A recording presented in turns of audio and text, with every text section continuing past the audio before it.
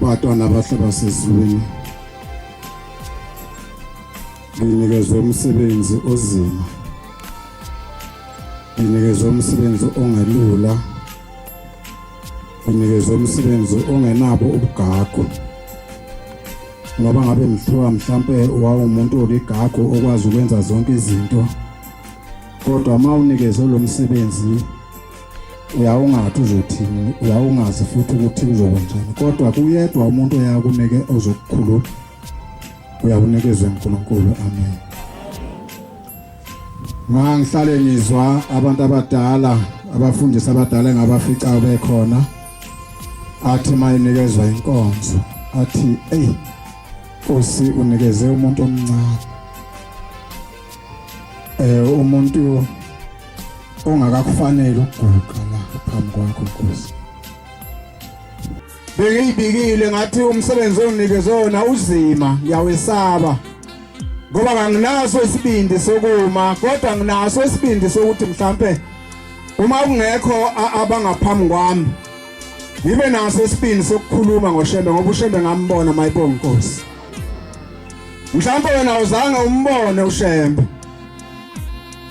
mhlambe wena umuzwa ngendaba, mhlambe futhi wena ulona iNazaretha, wena uyinaza wena. Ngoba khona umuntu ofike abe yiNazaretha, bese kuba khona umuntu nje ongalona iNazaretha kodwa ingubo emhlophe beyigqokile. Ngelinye ilanga ngabuza umbuzo, ngathi ngangibuza kubavangeli, ngathi uyawazini umsebenzi wobuvangeli, noma mhlambe uma ugqoke le ngubo ehlaza uyazini ukuthi umvangeli, noma mhlambe umvangeli le ngubo oyigqokile mhlambe noba inhliziyo yakho. Abangiphendulanga ngoba ngangifuna ukubachazela ukuthi uNkulunkulu uma ngabe ekubekile endaweni ethi wena yima phambi kwabo abantu bakhe, ngaze ngabachazela ngathi ngelinye ilanga ngangisemzini waseJudiya, ngangigcotshwa ngaleso sikhathi ngigcotshelwa ukuba ngumshumayeli. Yafike yama inyanga yezulu phambi kwethu isizosibusisa, ethi bashumayeli niyazini ukuthi nigcotshelweni kwabantu. Uthi kubaba njengoba nihamba njena nina niyophatha abantu, laba abantu aniyobaphatha. Uthi nibaphathe kahle ngoba laba bantu ngabantu bakaShembe labana. Uthi nami uShembe kangimazi. Ngaphakamisa amehlo ngayibheka inkosi yasezulwini ngoba ngizwe ngaleso sikhathi yayiseyinhle kakhulu. Hayi phela ibinhle le nto yasezulwini, mayibonga Nkosi. Hayi ibinhle sengane inhle ebebithi mayihleka uwabheke la mazinyo ayo, uma ihleka ikubuka ithi ukunciphisa kancane umlomo wayo. Phela anzange nimbone lutho.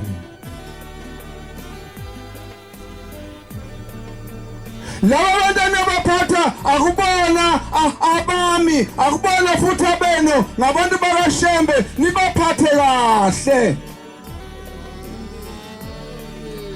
Angazi noba sisaniphethe kahle.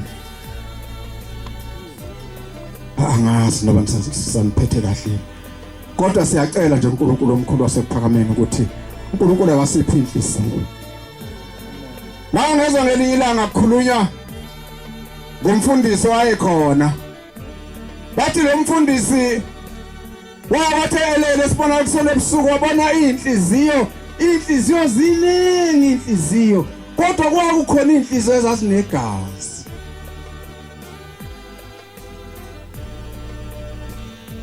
Kuthe ngelinye ilanga yayisithi yasezulwini yathi mfundisi banibani, wathi yebo, wathi ngicela ukhethe nazi inhliziyo, ukhethe yakho inhliziyo kulezi inhliziyo. Bathi waseyikhetha, wayibuka inhliziyo, wathi mayesefika kwenhle inhliziyo waseyithatha. uthe manje sayiphethe sejabula ukuthi nanhliziyo ngiyiphethe lithi izwi khabo bo lenhliziyo oyiphetheyo akusiyona eyakho nansi yane yakho oyishile wathi uyabheka eceleni wathi yona le ekhala igazi yakho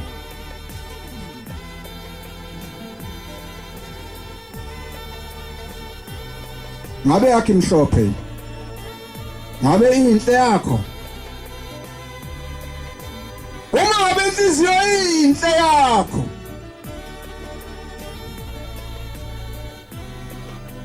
ikupho sikwenzile lapha kule ndlu lena nje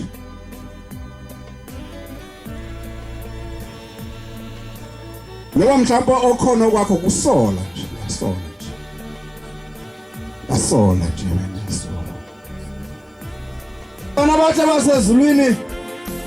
wayesehamba umfundisi longana umshumayeli umdletshe esefika enkosini ilanga wafika wathi baba wabheka uzulu akekho umshumayeli wathi hawu umdletshe akekho umshumayeli wabheka uzulu wathi cha akekho wathi selokuhamba umshumayeli ujiba akho ngisho noyedwa umuntu omshumayeli wabheka uzulu wathi cha baba yini umuntu okhona umshumayeli wakho khona umshumayeli belapha wabheka uzulu obekuthi uma kwenzeka ngesikhathi ubaba engasemnandi esefudumele uyena owaye speaker sakhe babethu ujiba khonasi kwakuthi uma inkosi ilanga sizokhuluma ebese kuyamenyezwa kuthiwa kufuneka umshumayeli ujiba ukhwanazi iyambiza inkosi ngoba ifuna azokhuluma liyothi mayikhuluma yona ebese tolika yena engakabiki impopho phela izinto ezifika ulisi kodwa umbuzo wami engibuze ekuqaleni ngithe ngabe unayo yini inhliziyo yokuhola abantu na uma unayo inhliziyo yokuhola abantu kungako usukwenzile lapha kuleli lobo uyasola wena into obekelwe yona kusola lokudala ngokuthi esisola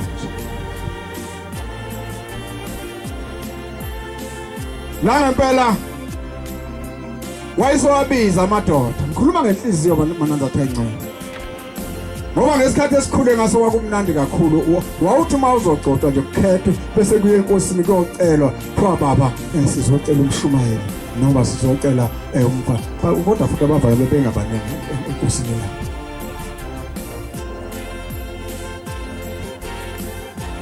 umuntu ofuka bana abavakeli labaningi kakhulu kufike kwaba inkosi inyanga yesini mayibonga inkosi phela ngiyazanto zala ekhaya mayibonga inkosi yabona into engengiyibona senizenza nje esontweni akhona kodwa kungibhidana ngoba wenza into engiyazi ukuthi into ekhona kuleli sonto uma abantu bengasakuthandi nje bazokhuphuka yabona noma mfanyelo yabona basho zonke into abayithandayo abantu ngawe kuthi abahlangana khona bahlangana nje uthi-ke awubiza amadoda lapha ubala indoda engathi bengumshumayeli wase waqala amadoda angizikwabiza nezibongo zayo ngoba nizathi bese ngihamba ngifuna watshela ngoba amanye awasekhona kodwa amanye awasekho wase waqala wabiza amadoda wathi hamba ningibize isibani bani wathi isibani wathi usibani bani baba uyele bengaba umshumayeli wathi mumbi lo uyathakatha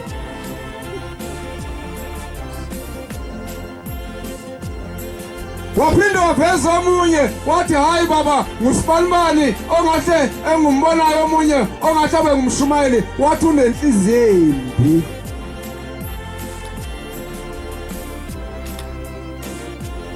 waphinda washo uyivuse njalo imini yakho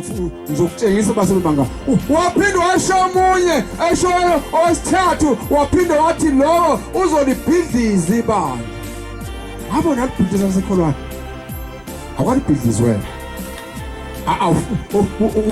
uliphethe kahle noba uyalibhidliza nje hayi lo unenhliziyo embi uzolibhidliza ibandla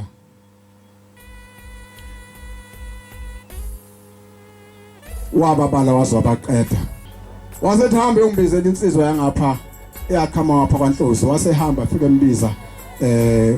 umthethwa yasiza lensizwa wayesefika ukaphambi kwakhe waklalela lapha wena bopha umthwalo wakho uhambe uyenza 23 kwabheka uZulu akasho uhamba umshuma ube umshumayeli hamba uyenza 23 kwabheka uZulu wena wayise ubopha uthema isume njengalapha njengeballpit wambiza wathi woza lapha wathi wena ubukhali uyakuthanda ukuthi bazokubulala abantu akubathi mangabe uhamba uyokwenza mhlambe umsebenzi emzini womuntu uthi uthatha lengubo bese uyathandaza ucele uNkulunkulu ukuthi bengakudlisi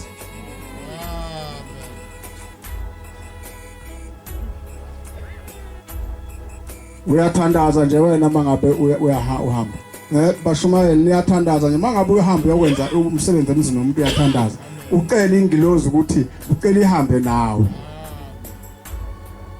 uma uthi uyathandaza ngaba unayo inhliziyo embi ngoba nansi into efika ihlupho inhliziyo